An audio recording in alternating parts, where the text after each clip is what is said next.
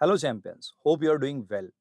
आज का ये वीडियो हर उस बच्चे के लिए इम्पोर्टेंट है जिन्होंने अभी बोर्ड एग्जाम दिया है, क्योंकि आपके सामने अब सबसे बड़ा क्वेश्चन ये है व्हाट नेक्स्ट।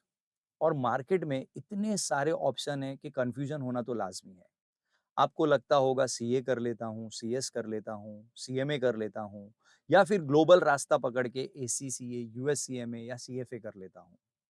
हर रिश्तेदार की अपनी सलाह होती है, हर दोस्त का अपना डिफरेंट प्लान होता है और इस बीच में आपका कंफ्यूजन और बढ़ता चला जाता है। बट रिमेंबर माय फ्रेंड्स, आपका जो डिसीजन है, आपका जो करियर है, वो किसी की सलाह के बेसिस पे नहीं होना चाहिए, वो होना चाहिए सही इंफॉर्मेशन के बेसिस पे।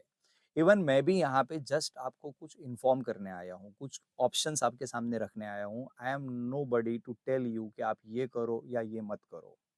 ठीक है? तो चलिए शुरू करते हैं बिना कोई टाइम वेस्ट किए। सबसे पहले बच्चा आपको ये चीज समझनी पड़ेगी कि 12th के बाद ही आपके पास कॉमर्स में सारे ऑप्शंस ओपन होते हैं। लेकिन इनमें से कुछ कोर्सेज ऐसे हैं जिनका प्रिपरेशन आप 11-12 के साथ में कर सकते हो। किसी ने किया है, अच्छी बात है, नहीं किया है और अच्छी बात है, आपके पास ऑप्शन चूज करने के लिए है। ठीक है? अब देखिए, पहला तो आपको मोटा-मोटा एक डिफरेंस समझना पड़ेगा। यहाँ पे मैंने लिखा है ग्रेजुएशन, प्रोफेशनल कोर्सेज और सर्टिफिकेशन कोर्सेज। पहला पॉइंट, मैं सर्टिफिकेशन कोर्सेज के बारे में ज्यादा बात करने वाला नहीं हूं आज। उसका रीजन क्या है कि जो सर्टिफिकेशन कोर्सेज है ये क्या है बच्चा, ये कोई भी इंस्टीट्यूट कुछ भी लोकली भी चाहे तो आपको कुछ स्किल सिखाएगा और उसका एक सर्टिफिकेट दे देगा कि हाँ भाई ये बच्चे ने ये चीज सीखी है। अभी एग्जाम्पल के तौर पे ये किसके लिए होता है कि जिन बच्चों का ऐसा है कि भाई एकेडमिक में इतना ज्यादा दिमाग या दिल नहीं लगता है, तो उनके लिए कोई दूसरा ऑप्शन तो होना चाहिए ना। तो वो लोग क्या करते हैं, नॉर्मल ग्रेजुएशन करते करते कुछ सर्टिफिकेशन कोर्स कर लेते हैं। अभी से फॉर एग्जाम्पल किसी का ज्वेलरी का बिजनेस है, किसी के डैडी का, उसको पता है कि भाई मुझे अपने ही बिजनेस को ज्वाइन करना है, क्यों मैं जबरदस्ती के लिए दिमाग लगाऊं। तो वो लोग क्या कर सकते हैं कि भाई ज्वेलरी डिजाइनिंग का कोर्स कर लिया या कोई और कोर्स कर लिया और अपने ही बिजनेस को ज्वाइन कर लिया। तो इसके बेसिस पे क्या आपको मार्केट में बहुत बड़ा अच्छा जॉब मिल जाएगा, बहुत अच्छा पैकेज मिल जाएगा? That is questionable. वो डिपेंड करता है आप क्या इंस्टीट्यूट से क्या लेवल का स्किल सीख रहे हो। तो हमारा आज का जो discussion it is purely between the graduation and the professional courses. अब एक चीज समझिए, आप जब ग्रेजुएशन की बात करते हो तो यहाँ पे आपको क्या दिखेगा? BCom, that is bachelor in commerce, BAF, this is nothing but BCom only but with accounting and finance। मतलब यहाँ पे आप अकाउंट्स और फाइनेंस के बारे में ज्यादा पढ़ने वाले हो। BBI, that is bachelor in banking and insurance, ये भी बीकॉम ही है बट यहाँ पे आप बैंकिंग एंड इंश्योरेंस के बारे में ज्यादा पढ़ने वाले हो। यहाँ पे आप मैनेजमेंट स्टडीज के बारे में ज्यादा पढ़ने वाले हो। यहाँ पे आप बिजनेस एडमिनिस्ट्रेशन के बारे में ज्यादा पढ़ने वाले हो। यहाँ पे आप मास मीडिया, मतलब किसी को अगर फिल्म लाइन में जाना है या फिर मीडिया में जाना है तो उनके लिए ये वाला कोर्स होता है, या किसी को फाइनेंस मार्केट में जाना है तो उसके लिए ये कोर्स है, किसी को लॉयर बनना है तो उसके लिए ये कोर्स है। सो बच्चा ट्राई टू अंडरस्टैंड, ये सारे जो कोर्सेज है ना, these are provided by the university. When I am saying university, तो इंडिया में एक यूनिवर्सिटी नहीं है, इंडिया में मल्टीपल यूनिवर्सिटीज है। मतलब more than 1000 universities are there. अब सवाल ये उठता है कि सर, कि अगर मैं बीकॉम मुंबई से करता हूँ या पटना से करता हूँ, क्या दोनों का लेवल सेम रहेगा? Then the answer is no. आपका जो कंपटीशन है, जब आप बीकॉम मुंबई से कर रहे हो तो आपका मुंबई यूनिवर्सिटी के बच्चों के साथ कंपटीशन है, उसका लेवल अलग है। वेयर एज पटना के बच्चों का कंपटीशन पटना की यूनिवर्सिटी के बच्चों के साथ में है।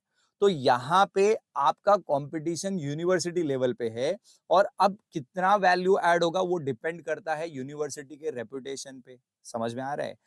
वेयर एज जब मैं प्रोफेशनल कोर्सेज की बात करता हूं, तो जैसे कि सीए है, तो इसका एक इंस्टीट्यूट है आईसीएआई। मतलब सीए के जितने भी एग्जाम कंडक्ट होते हैं ना, वो सिर्फ ये एक इंस्टीट्यूट प्रोवाइड करता है। तो आप चाहे मुंबई में हो, चाहे दिल्ली में हो, चाहे पटना में हो, आपको पेपर सेम आने वाला है। आपका जो कंपटीशन है पूरा इंडिया के बच्चों के साथ में होने वाला है। तो आप खुद दिमाग लगाइए, आपको ज्यादा प्रेफरेंस किसको देना चाहिए, ग्रेजुएशन को या प्रोफेशनल कोर्सेज को? आपको ज्यादा सैलरी कहाँ मिलेगी, ग्रेजुएशन में या प्रोफेशनल कोर्स में? Then the answer is professional course. आज की तारीख में अगर आप सिर्फ डिग्री कर रहे हो, इट मींस आप अपना लाइफ का 3 साल वेस्ट करने वाले हो। क्योंकि ये जो सारे कोर्सेज है ना बच्चा, ये 3 इयर्स के हैं, एक्सेप्ट एलएलबी। और अभी तो एनईपी आने के बाद वो एक आध साल एक्स्ट्रा करके ऑनर्स वगैरह का डिग्री भी मिलता है, बट वो आज का मेरा टॉपिक ही नहीं है। ये जो एलएलबी है ये 5 साल का कोर्स है और actually it is a professional course, but this is provided by the university. इसके लिए मैंने इसको ग्रेजुएशन वाली कैटेगरी में या डिग्री वाले कैटेगरी में रखा है। अच्छा, अब आप बोलोगे सर आप क्यों इतना बिंदास बोल रहे हो कि आप टाइम वेस्ट करोगे? तो बच्चा ट्राई टू अंडरस्टैंड, आप किसी भी एक्सपीरियंस बंदे को जो आज मार्केट में काम कर रहा है उसको पूछ लेना कि हमारा जो सिलेबस है ना, जो भी यूनिवर्सिटीज का सिलेबस है, मे बी इसके लिए मुझे बहुत आउटरीच भी मिल सकता है बहुत से लोगों के पास से, ये बहुत आउटडेटेड है। मतलब आज की तारीख में जो सिलेबस आपको सिखाया जा रहा है ना, मार्केट में जब आप जॉब करने को जाओगे ना, वो कुछ रिलेटेबल ही नहीं होगा। समझ में आ रहा है? मतलब प्रैक्टिकल अप्रोच एकदम ज़ीरो है। आप थियोरेटिकल बहुत कुछ सीख लोगे, बट प्रैक्टिकली आप जब जाओगे तो आपने क्या सीखा था और आप क्या करने वाले हो, उसमें ज़मीन-आसमान का फ़र्क होने वाला है। तो ट्राई टू अंडरस्टैंड, अगर आप ये सिर्फ करने का सोच रहे हो, मतलब आप 3 साल वेस्ट करोगे। अच्छा, बहुत सारे बच्चों को ये भी लगता है कि सर बीकॉम तो बहुत जनरल कोर्सेज़ है, हम बी बैफ कर लेंगे, बीबीआई कर लेंगे तो उसमें बहुत फ़ायदा मिल जाएगा ना। बच्चा ट्राई टू अंडरस्टैंड, मेरे लिए अगर तुम बोलोगे ना, ये सब बैचलर डिग्री है। मतलब इट इज़ लाइक अगर मेरी कंपनी है ना, तो मैं आपको एज़ अ ग्रेजुएट स्टूडेंट देखूँगा। चाहे आप बीकॉम करो, चाहे बैफ करो, आपको पगार वही मिलने वाली है। समझ में आ रहा है? खाली डिफरेंस क्या होगा वो भी मैं समझा देता हूँ कि सपोज़ मेरी कंपनी में किसी अकाउंटेंट का ज़रूरत है, तो मैं बीकॉम वाले से बेटर ऑप्शन किसको चूज़ करूँगा? बैफ वाले को चूज़ करूँगा। इंटरव्यू इंटरव्यू में प्रेफ़रेंस मैं उसको दूँगा, बट सपोज़ अगर उसका नॉलेज अच्छा नहीं है और बीकॉम वाले का नॉलेज अच्छा है, तो मैं जॉब उसको भी तो दे सकता हूँ। लेकिन चाहे मैं बीकॉम वाले को सेलेक्ट करूँ या बैफ वाले को सेलेक्ट करूँ, पगार वही होने वाला है 15 से 20,000, जिसमें आज की तारीख में कुछ नहीं होता है, ये आप भी बहुत अच्छे से जानते हो। So please try to understand, आप ऐसा मत सोचो कि आपने बीकॉम के बदले बैफ, बीबीआई या बीएमएस कर लिया तो आप बहुत बड़ा कुछ कर लोगे, then the answer is no, ऐसा कुछ डिफरेंस क्रिएट होने वाला नहीं है। हाँ, यहाँ पे कुछ चीज़ें हैं जैसे कि अगर आप मुंबई यूनिवर्सिटी से करते हो तो उसको बीएमएस मास्टर मैनेजमेंट स्टडीज़ बोलते हैं और आप बाहर से कहीं से करते हो बीबीए बिज़नेस एडमिनिस्ट्रेशन बोलते हैं। ये अगर आपने बहुत किसी अच्छे इंस्टीट्यूट से किया और आगे चल के आप एमबीए करने का सोच रहे हो तो ये आपके लिए थोड़ा-सा एक वैल्यू ऐड कर सकता है। या आप मास मीडिया वगैरह में जाना चाहते हो तो बीएमएम कर सकते हो। बट द पॉइंट इज़, अगर आप मुझे पूछोगे तो दीज़ आर नथिंग बट ये सादा डोसा, ये मसाला डोसा, ये neer dosa, but at the end these are what? Dosas only. समझ में आ रहा है? तो अगर आपको सचमुच कॉमर्स में कुछ अपने लिए कुछ बड़ा करना है, तो आपको डिग्री के साथ-साथ कोई ना कोई प्रोफेशनल कोर्स करना ही चाहिए। अब बेस्ट चीज़ क्या है मालूम है? ये जितने भी प्रोफेशनल कोर्सेज़ मैंने यहाँ पे बताए हैं, दीज़ आर करस्पॉन्डेंस कोर्सेज़। मतलब आपको इसके लिए कहीं कॉलेज नहीं जाना है। एक साइड पे आपका डिग्री चलता रहेगा। आप बीकॉम, बैफ, बीबीआई जो करना है करो। बट साइड बाय साइड आपका क्या चलेगा? प्रोफेशनल कोर्स चलेगा। अब ये प्रोफेशनल कोर्स का डिस्कशन में एक चीज़ आपको समझना पड़ेगी कि ये सारे जो कोर्सेज़ आपको ये साइड पे दिख रहे हैं ना, these are Indian courses. Indian institute इसको प्रोवाइड करता है। और ये सारे जो कोर्सेज़ आपको दिख रहे हैं, दीज़ आर ग्लोबल कोर्सेज़, ठीक है? पहले तो ये जो इंडियन कोर्सेज़ है, इनका एक डिफरेंस समझ लेते हैं, बिकॉज़ हमारे बच्चों को सिर्फ सीए, सीए, सीए, सीए ही पता है। उसके अलावा कुछ पता ही नहीं है। एंड आई होप सो, मुझे भी ये ज़्यादा कुछ एक्सप्लेन करने का ज़रूरत नहीं है। सीए मतलब चार्टर्ड अकाउंटेंट किस फील्ड में काम कर सकता है, फाइनेंस में काम कर सकता है, टैक्सेशन में काम कर सकता है, ऑडिटिंग में काम कर सकता है। क्या सर ये इंडिया का नंबर 1 कोर्स है? येस, डेफिनिटली है। क्या इसका डिफिकल्टी लेवल बहुत हाई है? Yes, it is very high, ठीक है। क्या इम्पॉसिबल है? Then the answer is no. ठीक है? तो इसके बारे में ज़्यादा अभी मैं बात नहीं करूँगा, ये कोर्स में क्या-क्या ऑप्शन है आपको पता है। नेक्स्ट जो ऑप्शन उठता है that is CS, company secretary, not the Contra strike, gaming नहीं है बच्चा ये, ठीक है? अच्छा, जब मैं कंपनी सेक्रेटरी बोलता हूँ ना, कुछ बच्चे हँसने लगते हैं, सर सेक्रेटरी बनने के लिए भी पढ़ाई करनी पड़ती है क्या सर? What is this? तो ट्राई टू अंडरस्टैंड बच्चा, मैं यहाँ पे कंपनी सेक्रेटरी का बात कर रहा हूँ, पर्सनल सेक्रेटरी का बात नहीं कर रहा हूँ। यहाँ पे आप क्या पढ़ने वाले हो मालूम है? लॉ के बारे में पढ़ने वाले हो, वो भी कॉर्पोरेट लॉ। यहाँ पे खून खराबे का पढ़ाई नहीं होगा, क्योंकि क्रिमिनल लॉ नहीं पढ़ना है, यहाँ पे कंपनी का लॉस पढ़ना है।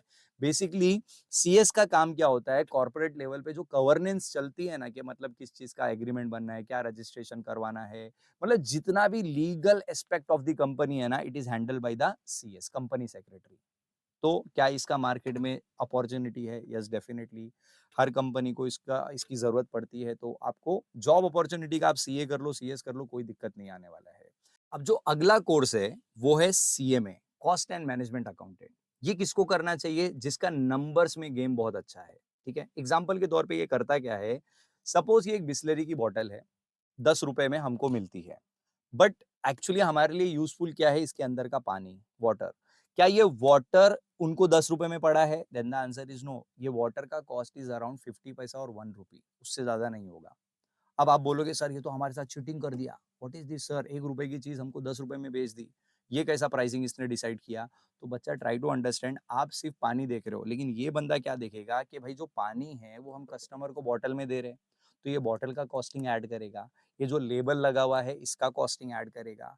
फिर हम लोग ऐड में दीपिका, कैटरीना, आलिया को देख के खुश हो जाते हैं ना, वाओ, रसिया, माजा, ये वो ऐड देख के।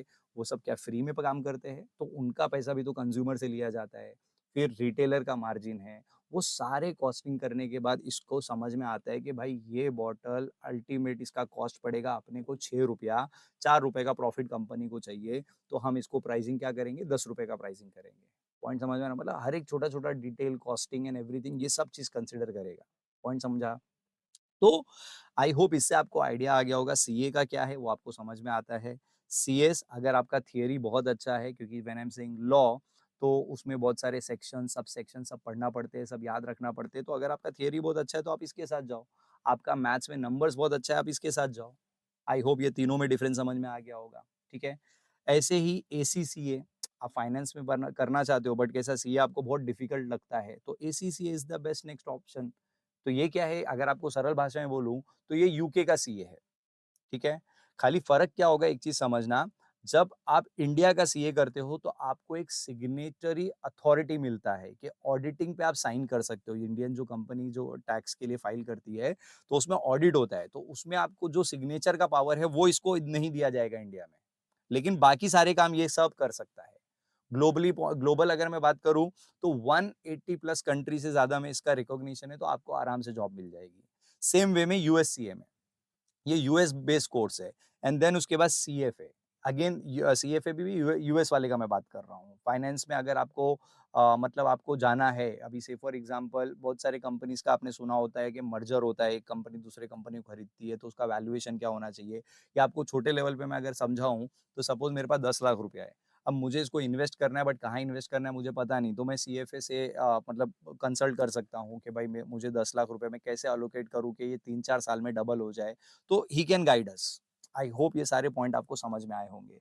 अब एक काम करते हैं, एक-एक करके ये सारे प्रोफेशनल डिग्री का थोड़ा-सा डिटेल में बात करते हैं। जैसे कि सीए, चार्टर्ड अकाउंटेंट। एलिजिबिलिटी क्या है? भाई क्लास 12 के बाद आप कर सकते हो या डायरेक्ट ग्रेजुएशन के बाद भी आप कर सकते हो। बट 12th के बाद करना ज़्यादा बेटर है, आपका टाइम बचेगा। ड्यूरेशन ऑन एन एवरेज 4 से 5 साल लग जाता है। मैं एवरेज बेसिस पे एक आध एक्स्ट्रा आइटम पकड़ के ही चल रहा हूँ। देन इसकी स्टेजेस की बात करूँ तो 3 स्टेजेस में इसका एग्ज़ाम होता है, foundation, intermediate and final. Then articleship, when I am saying articleship, तो आर्टिकलशिप क्या होता है बच्चा, कि आपको किसी वर्किंग सीए के अंडर जॉब करना पड़ेगा, और यही रीजन है जिसकी वजह से इन सारे कोर्सेज की वैल्यू बढ़ती है, बिकॉज आपको ये डिग्री लेने के लिए आपको वर्क एक्सपीरियंस चाहिए, तो आपको मार्केट में क्या चल रहा है वो पता चलता है, ठीक है? देन उसके बाद कॉस्ट की बात करूं तो it is around 3 to 4 lakh आपका खर्चा होगा, जिसमें आपका एग्जाम का फीस भी आ गया और कोचिंग वगैरह जो भी आप लेते हो उसका भी खर्चा आ गया। देन सैलरी की बात करूँ तो इंडिया में 6 से 8 लाख मिनिमम आपको मिल जाएगा। एंड करियर अपॉर्चुनिटी की बात करूँ कि आप कौन से फील्ड में जा सकते हो, तो आप ऑडिटिंग कर सकते हो, आप टैक्सेशन में जा सकते हो, कॉर्पोरेट फाइनेंस में जा सकते हो, एडवाइजरी रोल पे जा सकते हो। नेक्स्ट कोर्स जैसे कि हमने बात किया था कंपनी सेक्रेटरी, इसकी भी एलिजिबिलिटी सेम है, आफ्टर 12 या फिर डायरेक्ट ग्रेजुएशन के बाद भी कर सकते हो। इसका duration 3 to 4 years on an average लग जाता है। स्टेजेस की बात करें तो अगेन सरल भाषा में बोलूँ तो एंट्रेंस एग्जाम देना होगा, एग्जीक्यूटिव एग्जाम देना होगा और प्रोफेशनल एग्जाम देना होगा। देन उसके बाद इसमें भी आर्टिकलशिप है, 21 मंथ्स का मैंडेटरी ट्रेनिंग होता है, इसके बिना आपको डिग्री नहीं मिलेगी। देन उसके बाद कॉस्ट की अगर मैं बात करूँ 2 से 3 लाख में हो जाता है, एग्ज़ाम फीस और कोचिंग वगैरह सब मिला के इसका भी सैलरी 5 से 7 लाख इंडिया में आराम से आपको मिल जाएगा स्टार्टिंग सैलरी। और करियर अपॉर्च्युनिटीज़ की बात करूँ तो corporate planner, legal adviser, compliance officer, board adviser, आप इनमें से कोई भी कैटेगरी में, कोई भी चीज़ में अपना करियर बना सकते हैं। देन अगला जो इंडिया का कोर्स की मैंने बात की थी, it was cost and management accountant. Eligibility क्या है? 12वीं के बाद आप कर सकते हो या फिर आप डायरेक्ट ग्रेजुएशन सेम। देन उसके बाद ड्यूरेशन की अगर बात करूँ 3 से साढ़े 3 साल लगते हैं इसमें। फाउंडेशन होता है, इंटरमीडिएट, फाइनल, 3 लेवल में एग्जाम देने होंगे। इसमें आर्टिकलशिप की बात करूँ तो 15 महीने की आर्टिकलशिप है। एंड देन उसके बाद कॉस्ट की बात करूँ तो अगेन 2 से 3 लाख में ये कोर्स हो जाता है, एग्जाम फीस प्लस कोचिंग्स वगैरह सब मिला के। सैलरी की अगर इंडिया में बात करें 4 से 7 लाख का पैकेज आपको मिल जाएगा। देन उसके बाद करियर अपॉर्चुनिटी की बात करें तो cost controller, internal audit, budget manager या प्राइसिंग एनालिस्ट, आप इन सारे फील्ड में काम कर सकते हो। देन आते हैं हमारे इंटरनेशनल कोर्सेज पे, ग्लोबल कोर्सेज पे, जिसमें एसीसीए है, associate of certified chartered accountant, UK based global chartered accountant है, 180 प्लस से ज्यादा कंट्रीज में इसका रिकॉग्निशन है। एलिजिबिलिटी आफ्टर 12 स्टैंडर्ड है, 2 से 3 ईयर आपको लग जाएंगे ऑन एन एवरेज।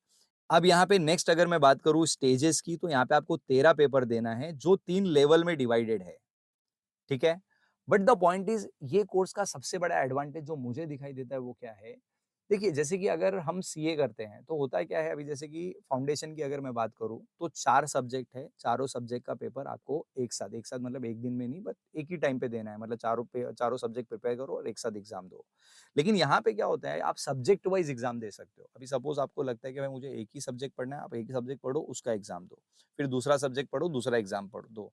जैसे कि अगर मैं 12th के पॉइंट ऑफ व्यू से आपको समझाऊं तो 12th में इट इज लाइक कि आपने पहले बीके पढ़ा, बीके का एग्जाम दिया, फिर आपने 2 महीना ओसी पढ़ा, ओसी का एग्जाम दिया, फिर 3 महीना आपने इकोनॉमिक्स पढ़ा, इकोनॉमिक्स का एग्जाम दिया, आप ऐसा कर सकते हो।